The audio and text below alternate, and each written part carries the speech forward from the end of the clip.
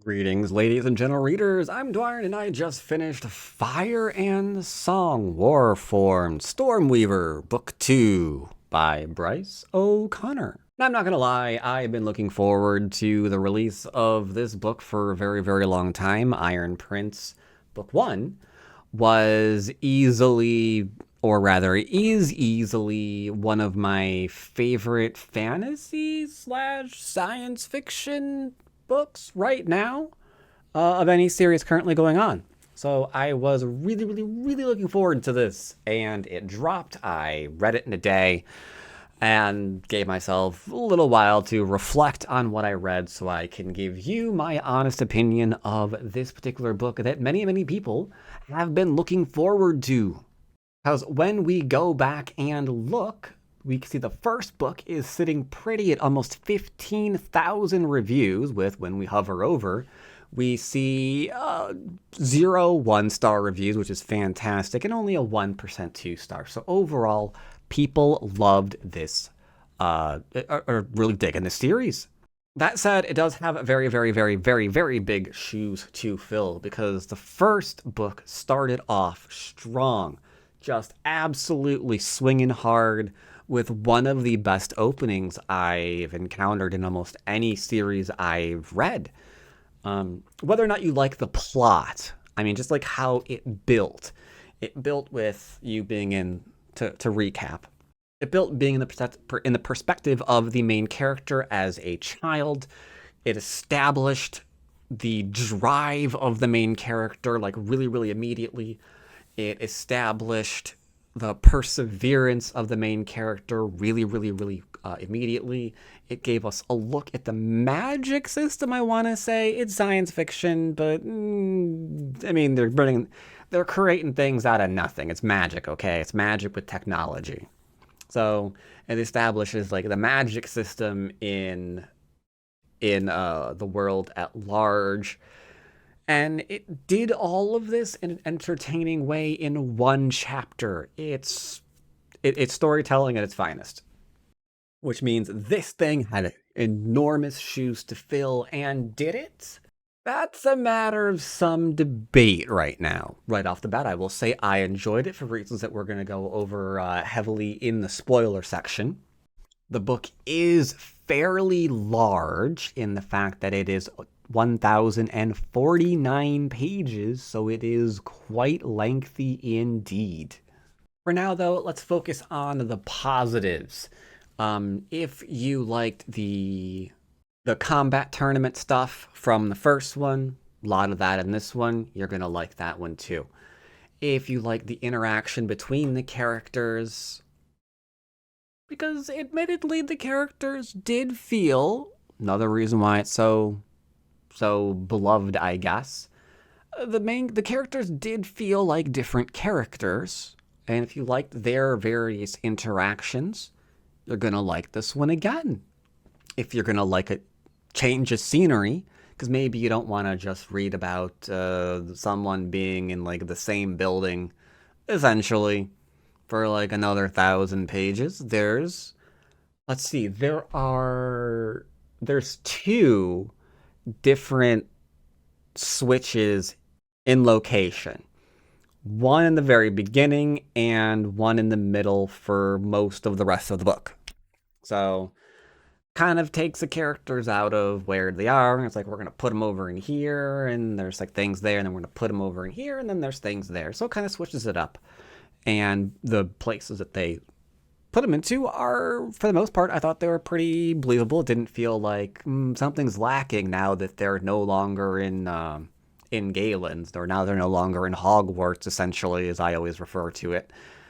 In other words, the J.K. Rowling problem, where a lot of books start off well when they're in one place because the author spent a lot of time thinking about that one place, and then when you take them out anywhere else, everything falls apart and it's like flat and unbelievable and boring. Not quite that case here, so good to know about that.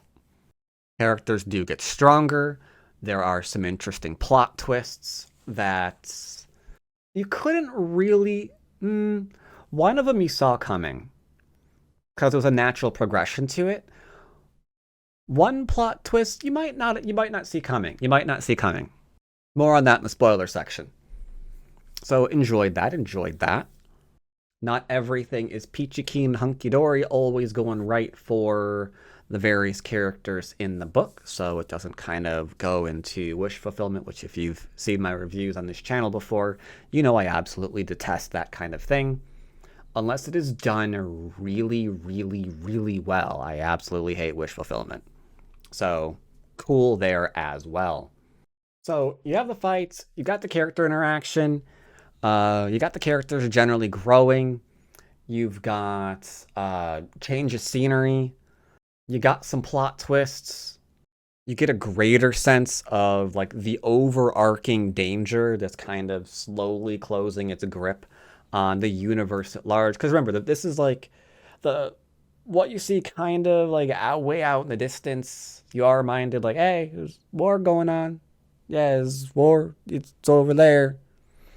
Didn't really hear a lot about that in the first book. We are reminded of it in this one. It creates a bit of an important detail as well. So all that's fantastic. There are a few things that some people don't like that I completely understand. Like, I get where they're coming from. So again, without going into spoilers, let's talk about a few of those. Some things people are not going to like, and I actually saw it right in... Okay, can't show you that review. It's too spoiler heavy. Suffice to say, one of the characters, it's not a spoiler if you've read the last book. It's Viv. Some people aren't too fond of her character with how she's been treating... Or her whole character, I guess. Some people don't like her too much. After it was clear from the first book, she and Logan are like getting together, which I understand people not being happy with her character because, you know, the person that she's dating quite literally tried to kill your best friend. Like, literally tried to kill him. Actually tried to plant an axe in his head in front of your entire school. It's a pretty big thing to overlook, not gonna lie. Like, that, I admit, I am not overly fond of her character either because that's stupid. I think the author may have made a little bit of a screw up there by how hard they had Logan go after Ward, because it seems like when maybe attempted murder is a line that is kind of not something that they should have crossed if they wanted to do some kind of, oh no, there's reasons for it and they really like it. Like, yeah, I understand why you don't like that character. I get it. I totally understand why you don't like her. And if that's something that you really, really don't like from the first book, you're not going to like this one as well, because it's in there. Yep, it is in there. So totally understand that. Very much fair criticism. Another criticism I've heard is too much drama between the characters. And I agree. There is a lot of drama between the characters. A lot of teenage drama. It's teenage drama, but they're like 18 to 20.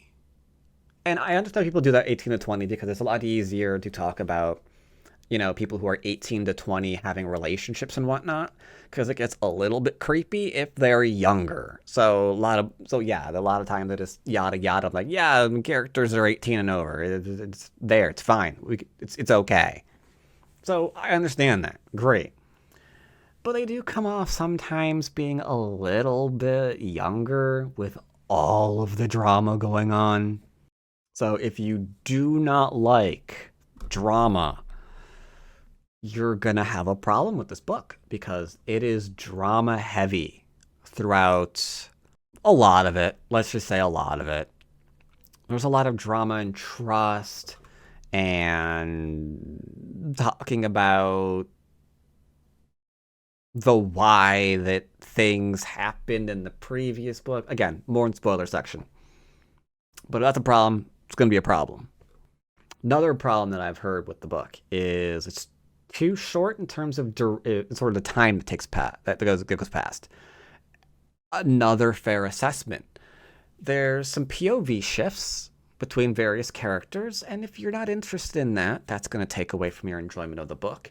A lot of it is because of the drama, so if you really don't want to hear about that, understandable, that's going to take away part of the book. So I think so far the criticism I've read and I've heard from other readers, it's fair. It is fair. It is not undeserved. So overall, it's a mixed bag. It really depends on how heavily you care about the Viv issue. If that's like a deal breaker for you, it's going to be an issue. If you really, really aren't into all the drama, it's going to be a deal breaker for you. But overall, I liked it. Overall, I liked it. I admit there's some problems with it. I'm going to go into my problems, my concerns with it a little bit more in a minute. But I would give it a read. I would even give it a second read. I would give it a second read. I did enjoy it that much, despite some of the issues that I'll be talking about in a second. Overall, gets my recommendation, but it also gives a word of caution. Because there's something I'm seeing in this that I'm a little bit alarmed at for what could happen in the third one. I can't say anything more about that until I hit spoilers. So we're going to be going into the spoiler section of this review right now. If you don't want spoilers, time to leave. All right, great. So the book starts off like immediately after, well, not immediately after, a little bit after the first one ended. They've had a little bit more training, I guess you would say. A little bit of time has passed. Very, very little time has passed, but a little bit of time has passed. And one of the very first things that occurs is like literally Ward and going to their first date. So cool. All right, fantastic. While they're out and about, he's getting an idea of how much money she has compared to him, which not really an issue that comes up, but okay, yeah. Very, very, very wealthy she is.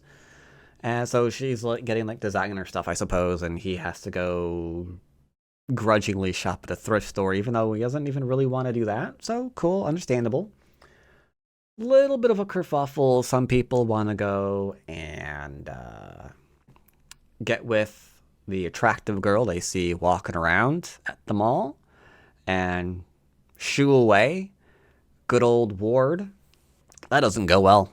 I was like, yeah, that doesn't go well. I enjoyed that section. I thought I wouldn't be like, oh, teen drama, teen dating, I don't care. But I thought that was kind of funny. I like how they handled it. It was a way to have the author show that their popularity and their celebrity is kind of growing because there's one person in particular that does notice them while they're out and they want autographs. So it's like a backdrop of the author showing, yeah, you guys, your names are getting circulated. Some people are slowly starting to see who you are, and that's interesting. So I thought that was okay. I thought that section was okay. Then we have a weird thing.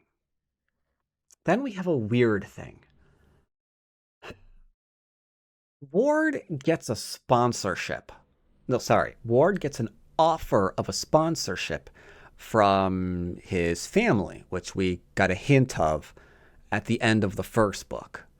And I thought that was going to play a really significant role throughout this book as they kind of try to lean on the scales to pressure him to accept it. Because they come on really strong. He knows what's going on, shuts that crap down immediately.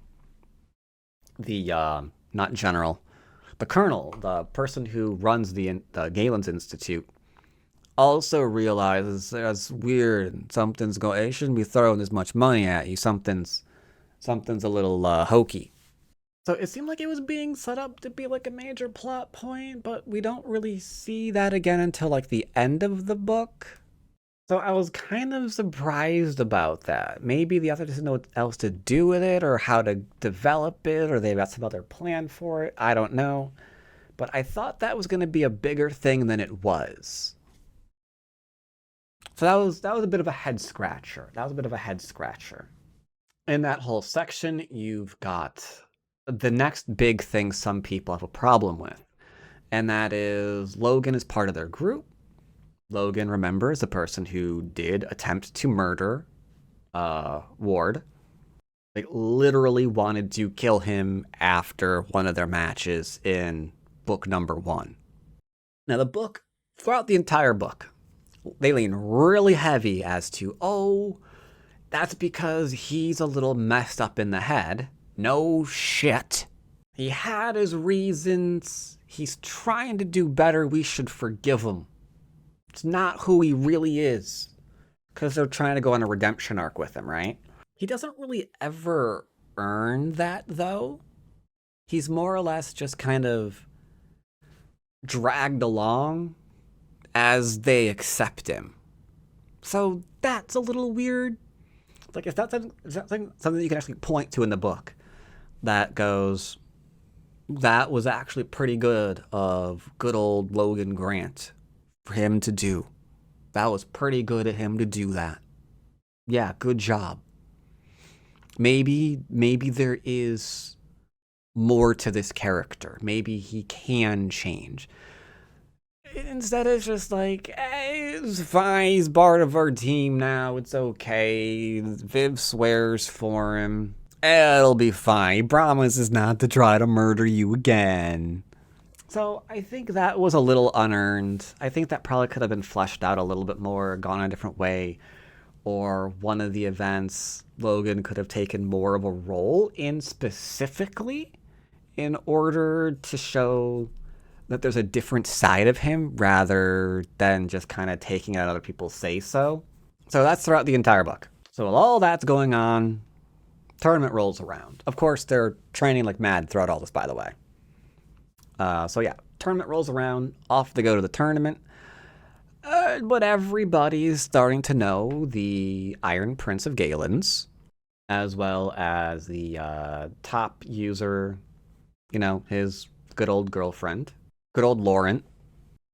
So there are some reporters there throwing out questions, good old paparazzi.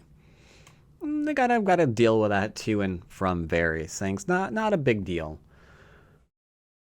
First day there, a couple of kids from another institute try to pick on Ray. It's like, oh, you're so small, because they're all like, Jack Chads and everything, and he's like 5'7".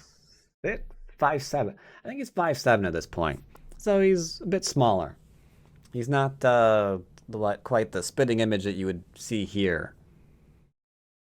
Now, that doesn't go particularly anywhere, and that is okay. It's just like, yeah, they shut that down. And then their first match is against that team, because this is a team tournament, as well as an individual. And yeah, there's like 3 different sections of the tournament. 2 team ones and an individual. And they get matched up immediately with them, and they completely destroy them to shut everybody up about how, this person doesn't belong, or that person doesn't belong, or is this really that person? Because you know how rumors get. It's like, oh, he can't possibly be this person that we've been hearing about. This must be someone else. And so they completely demolish them and show them that, nope, this is who we are, and you should take us seriously. And they do from then on. Oh boy, do they take him seriously. Because at that point, they all decide, yep, we should take them seriously. So like all of the other groups which is supposed to mostly be either kind of like a free-for-all or like a multi-pronged kind of war effort on one match. Yeah, all the teams gather up and they try to immediately eliminate Ward's team whenever they pop up. So that's interesting. Bit annoying, but okay, cool, interesting, sure, why not? Now, while all of this is going on, we get a POV switch for not even an entire chapter, or maybe about an entire chapter, that Arya Laurent's mother is there. We don't know why, but we know that she got something shady. More on that in a minute. So tournament's progressing. They're mostly getting through. Fine. Cool, great. Won't give the breakdown of all of them. But sure enough, they don't win all their matches. Because they're being taken seriously. Everyone's trying to eliminate them. And they're not gods, so they get a little bit eliminated. Weird things start to happen, though. Two people on Ward's team develop super rare abilities as part of their next evolution in their CAD. That starts getting Ward's team a little bit confused. Well, not all of Ward's team. It gets Ward and Lawrence, and I want to say that's it. It might get Catcher, too. I forget. He might be part of it, too. It gets their eyebrows raised, because that shouldn't have happened. That shouldn't have happened. But it did happen. So they begin to suspect that Ward's good old CAD is influencing the CADs of the other people on this team that they're interacting with regularly. They don't have proof of yet, because Viv has nothing to that. So like, maybe it is, maybe it isn't. It's looking like it, but then why doesn't she have one? Don't really know. More on that later. Fast forward through the tournament. Ray comes out on, goes to the finals in his 1v1 section, matching good old Lawrence, because she also cleared to the 1v1 section. A lot of schools there. They both came out essentially in the finals. Fantastic. I liked the fight. The fight there was pretty fun. It was pretty entertaining. And then everything goes wrong. All I'll say about that is somebody wound up managing to hack in to their arena, which is, super high tech with lots of holograms and illusions, and essentially it's the holodeck on steroids. Essentially it's the holodeck. And someone managed to remove the safety settings from the holodeck. Not to do anything to Lawrence, but to try to do really, really bad things to Ward. Bunch of super, super strong opponents do bad things to him. So much so that it triggers Ward's CAD to jump lots of different specs and upgrades one of his abilities and gives him an all-new one. Now, everyone obviously saw his specs jump up a lot. Not a lot. He's not suddenly like S ranked or whatever. But it goes from like C7 to C9. Everyone notices that. Luckily, he can't take part of anything else in the tournament, which is coming to a close. Otherwise, they'd see this is pretty much what he looks like now. The cover essentially is what he looks like now, just like the cover of the last book was essentially what he looked like at the end of that one. So, minor spoiler in the cover. Now, the person that arranged the backdoor access into the arena was Lauren's mother. I thought that was going somewhere really interesting. But then it just didn't. I thought she was going to get called out for it. I thought all sorts of bad things were about to be called down on this entire team because one of them has a relative that just committed like high treason, essentially. But that isn't what happened. And I think it absolutely should have. Maybe it will in the next book. I don't know. But there's camera footage all over the place. And they've established there's like a super highly advanced AI that's going to be reviewing all of that footage, right? Like super advanced. There was one person who was clearly not in any way, shape, or form acting normally during that section. Like, review all that footage, that person should obviously stand out. And authorities should descend on them instantly. She should have been caught. Now, she didn't do the bad things to Ward. Supposedly, she didn't activate it. It was just a thing that she was going to maybe use in order to cheat and help her daughter win. She didn't do it, but the back door that she essentially purchased or installed or whatever is what caused the problem. And then they just didn't go anywhere with that, which was incredibly strange. I was so surprised they went nowhere with that. I was very much let down. That was just like a false trail that the author decided to just go off into nowhere with. Huge opportunity lost. So, a couple of more fights they have to do without Ward, because, you know, he's out of commission for like the next 2 weeks or whatever. And then we've got this grand reveal of why Logan was a dick in the first book. Again, completely unearned. I don't really care. I really don't care. If he was just, you know, saying things, then okay. If he was just like flicking Ward in the back of the head during class or something, okay. But he kind of tried to kill him. That's not great. Like, I don't think that's something that you just forgive just because you hear what you hear about Logan's daddy issues. So I totally get why people are saying that was stupid. That doesn't excuse anything. Like, yeah, he had a rough life.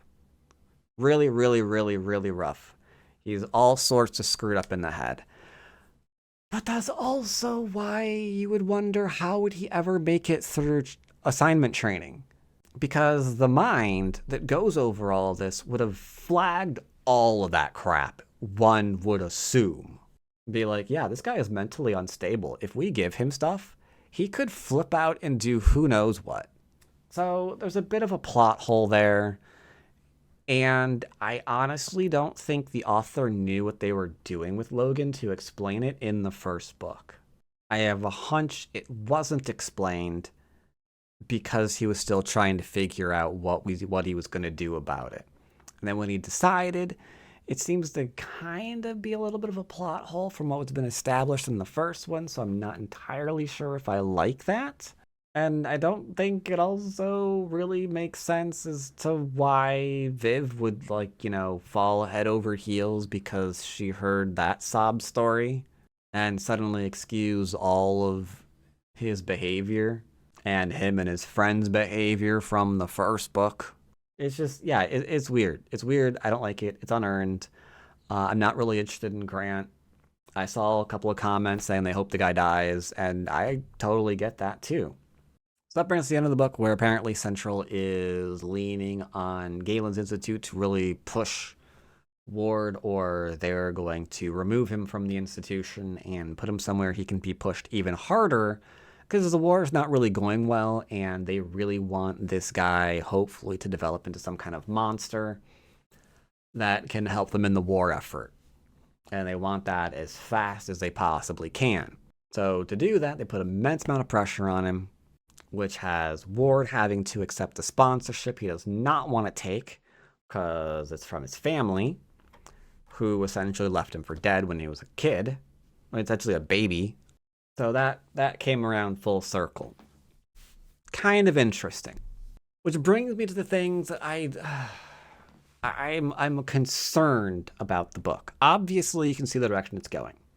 He decided to write a loophole into the series to make the characters around Ward also advancing quickly and getting super special abilities, because the author wants them to continue to progress along with the main character, which was already established in the first one. Shouldn't happen. He should be leaving them all like way behind, given how fast he's going to advance versus them. So now he's like, but no, it's fine. His device is also influencing their devices, so they're also improving and getting cool stuff.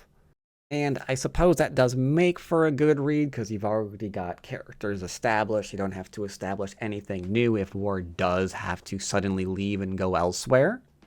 because he's got his own team, right? And him and that team are going to go do cool special things. And that's because his super special magic is influencing everyone else's super special magic to be all super and special. I get why he's going with that. I think it's a little bit lazy to go that way with the book, because it seems like that's where it's going. Because by the end of the book, that is all answered. Viv gets a super special ability too at the very end. We don't know what it does yet. They just gave us a name, and the name sounds super special, so she's getting all super and special. Everyone around Ward is becoming super special because of how super special he is. Now, I hope he doesn't lean into that too much going forward, because that's kind of detracting, because it was kind of on his path where Ward was going to be continuing forward, and I kind of got that the world, or the universe, I guess, was going to expand as he's going wherever he's going, having to meet whoever he has to meet, team up with whoever he has to team up with, for the benefit of humanity in general. I hope he doesn't just like shove all of that away and be like, nah, it's just going to be this team here. Yeah, they're the ones who are going to do everything. It's going to be fantastic. Pog champ. But we'll see. We'll see where he's going with that. But that was a bit of a disappointment to see him going that way. It was a bit of a disappointment to see the Lawrence mother thing just kind of evaporate into thin air, and that's not really going anywhere. It was a bit of a disappointment to see that the direct pressure being applied from the family wasn't really doing anything, and that didn't really go anywhere. So a lot of the things I thought were really going to be big weren't really big. The thing that did pop up, I'm a little on the fence for. We'll see how that goes in the third book. And admittedly, I still don't care about Logan. And admittedly, I'm a little bit disappointed in one of the characters, the character being Viv, because she fell in love with a person who tried to murder her best friend from the first book. And I admittedly lost a lot of respect for her character then, and it hasn't been recovered just because Logan's got daddy issues. So anyway, that's my very, very, very, very lengthy review of this book. Overall, I enjoyed it. It didn't live up to the first one, but it was still good. It has some issues. I'm concerned about the next one a little bit, admittedly. But I did enjoy it. I will reread it again at some point, most definitely. This is still so far my favorite series of the current ongoing fantasy/science fiction series that are out there. So I will still be very much looking forward to the next one. I hope to see more from the next one. I hope to see maybe not as much POV shifting around. But if it's another book that only advances 2 weeks or a month, I have a hunch this series is going to go on forever, and we might wind up in a kind of Game of Thrones situation where you wonder if they're going to finish or if the main character or if the author's going to die first. Because the first one, some time went by because issues from a child to where it ended. But this one is just like introduced from the ending of the first book to like what? How much time went by? 2 months? At best? Something like that? Anyway, that's my review. Hope you enjoyed it. Let me know if you enjoyed this book or if you'll be trying it out, and I will talk to you next time. Take care, everybody.